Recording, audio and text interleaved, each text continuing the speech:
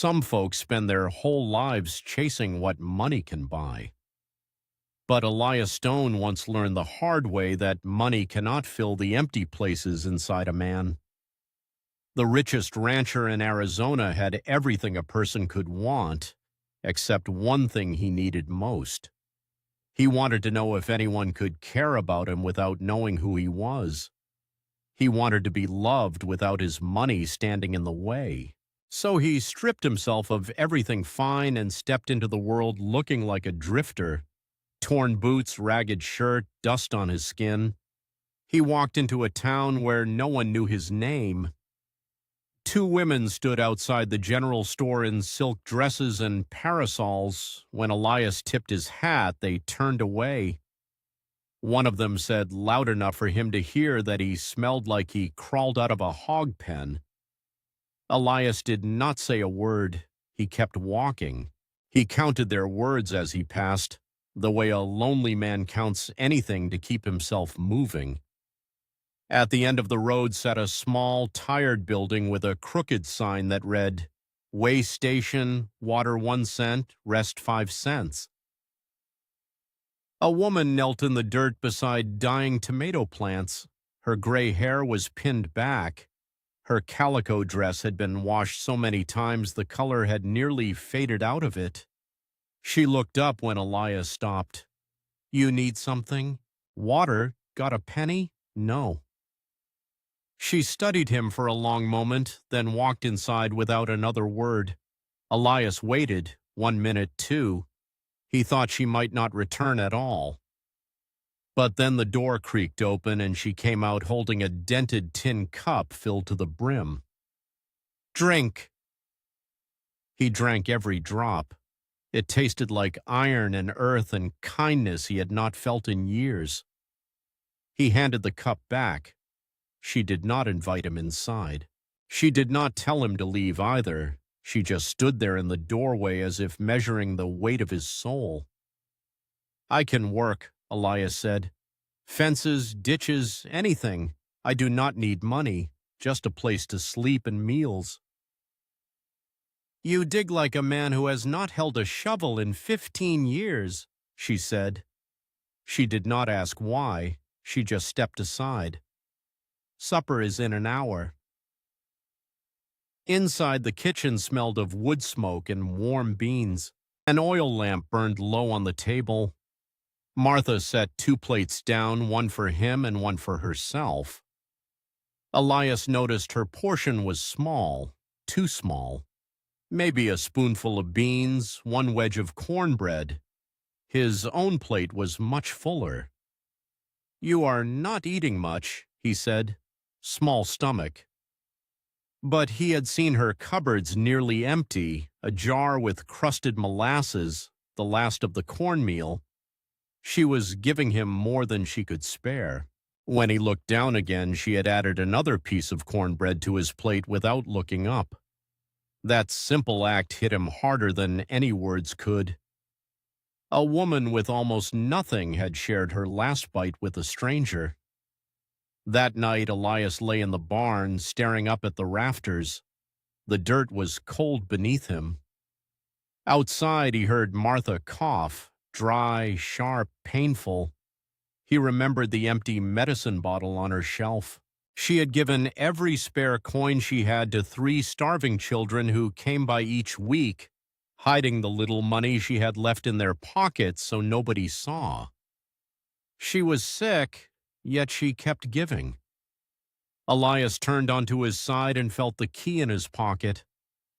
A small brass key from Santa Fe, the key that opened the water control valve 3 miles north, the valve that could turn Martha's dying land alive again within hours. He closed his hand around it. Why does someone with nothing keep giving everything away? And why did a man with everything feel so empty? The drought grew worse. The well dropped lower. Martha prayed while Elias dug deeper into hard earth until his hands bled. Day after day he worked, the sun burning his back. The soil cracked like broken stone. The shovel bounced like it was hitting iron. Still, he kept digging. One afternoon, Martha was watering what little was left of her garden when 3 children appeared again. Dusty, thin, hungry, Martha fed them the last 3 wedges of cornbread in the house. She watched them eat like a mother watches her own. Then she pressed a small pouch of hidden coins into the oldest boy's hand. "Hide this. Come back next week." They left with crumbs on their faces. Elias hid behind the barn, holding torn pieces of soft leather he had ripped from his expensive boots. Boots that showed the truth of his wealth on the inside. He tore the lining out to make them honest, to make himself honest. Night fell heavy. He lay awake again in the barn. Martha's coughing returned, weaker but more painful, filling the darkness with a sound he could not ignore. Each cough pushed him closer to a decision he had been running from. He could save her land, save her crops, save her life, save her. But if he used that key, she would want to know how the water came. She would discover the truth he had hidden, the fortune he carried, the man he used to be. And he was terrified not of losing his money, but of losing the only person who had looked at him with clear eyes and seen a man instead of a millionaire. Elias closed his hand around the brass key again. Dawn was coming. So was a choice. Elias woke before dawn, long before Martha stepped outside to begin her chores.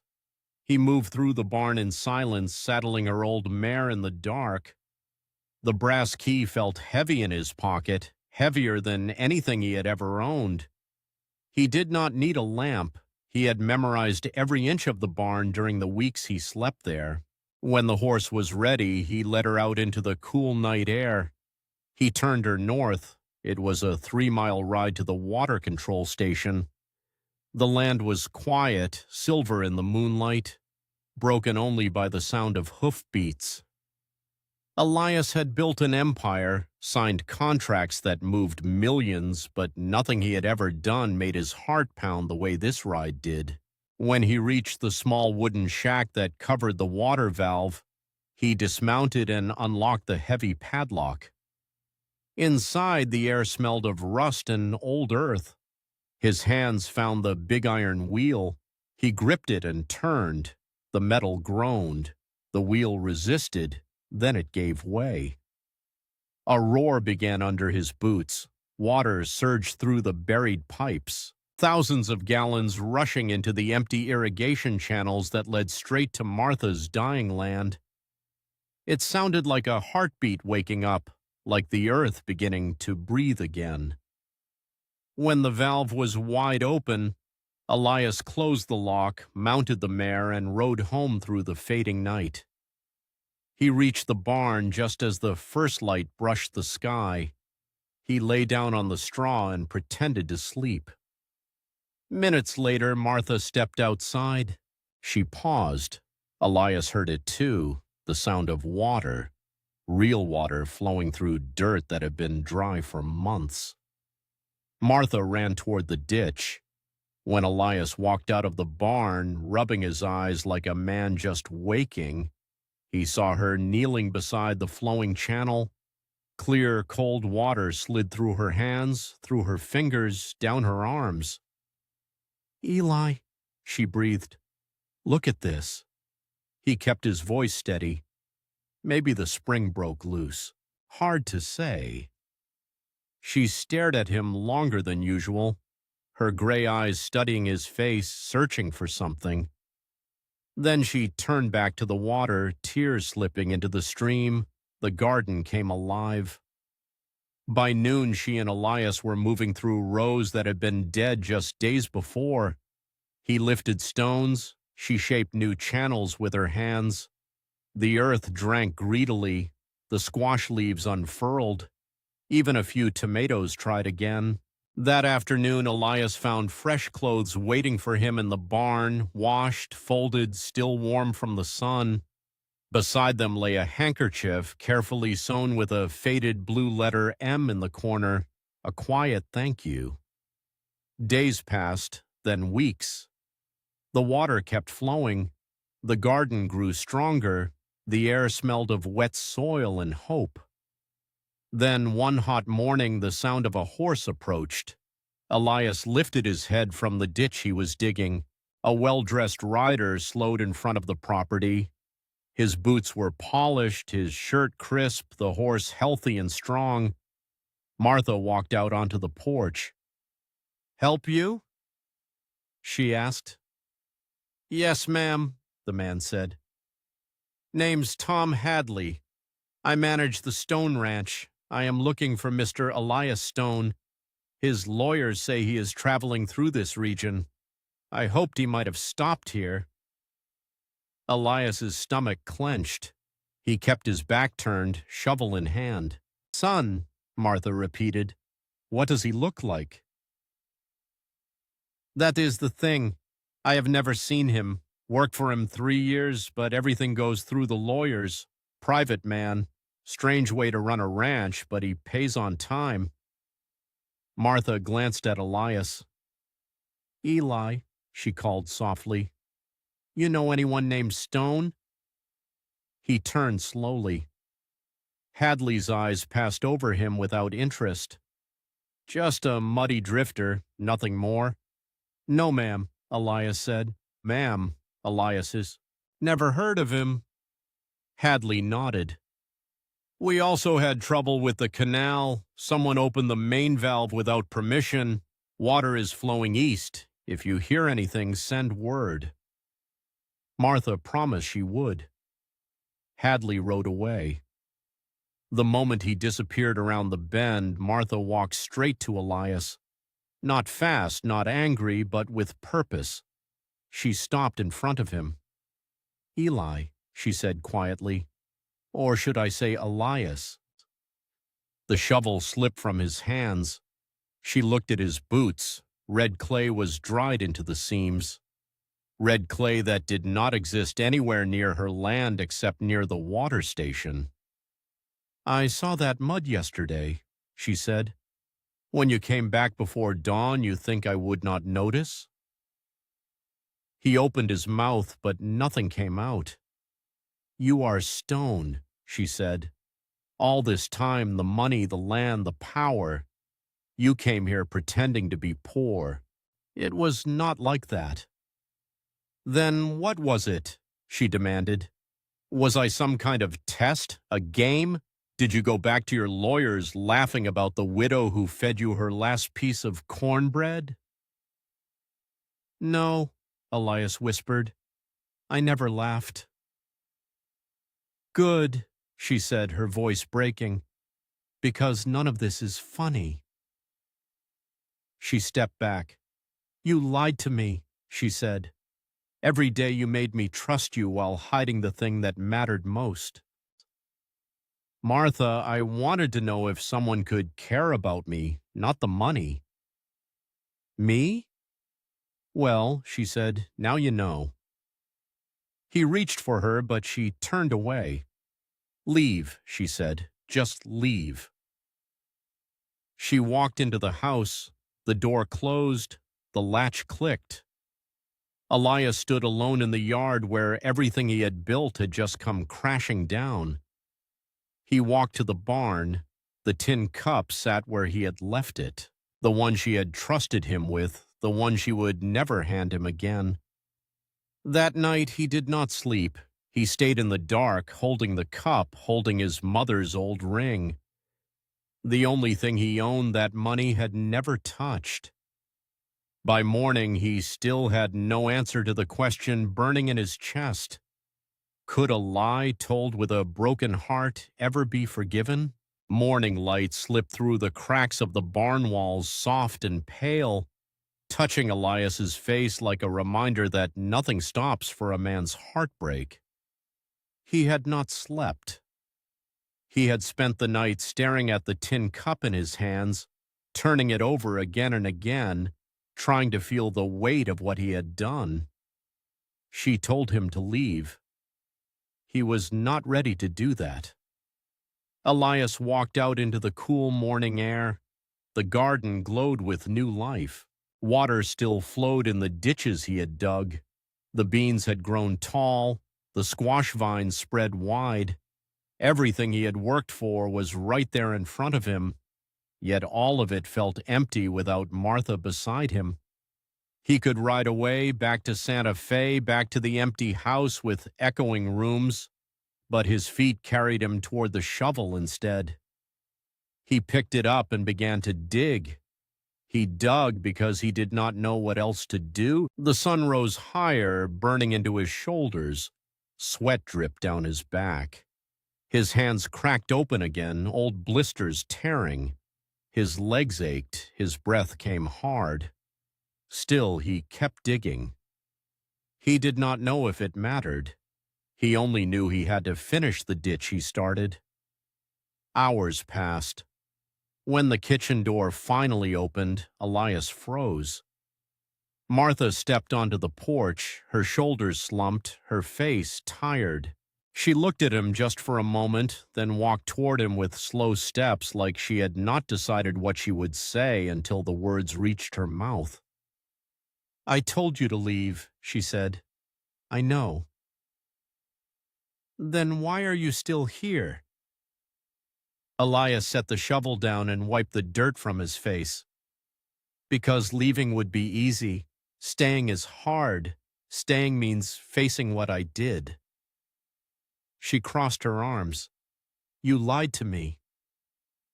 "I did," he said, "and I cannot make that lie disappear, but everything I did with my hands, everything I built here, that was real. The water, the garden, the work. That was me, not my money." She looked past him at the ditch he had widened. Water flowed smoothly into the new channel, soaking the dry earth. "You could hire 100 men to do this," she said. "I did not want 100 men," he said quietly. "I wanted to be someone who deserved to work beside you." She looked at him for a long time. Then, without another word, she turned and went back into the house. Elias did not follow. He picked the shovel back up and kept working. By sunset, the ditch was finished. His whole body shook with exhaustion. His hands were raw, but the garden now had water reaching every corner. The kitchen door opened again. Martha walked toward him, something small in her hands. Elias recognized it the moment he saw it. It was the dented tin cup. She stopped in front of him. "Take it," she said. He reached out slowly. "Martha, this cup," she said, her voice softer now, "held Jacob's first wages." He said, "A man's character is shown in what he does when nobody is watching." She stepped closer. "You worked today knowing I wanted you gone."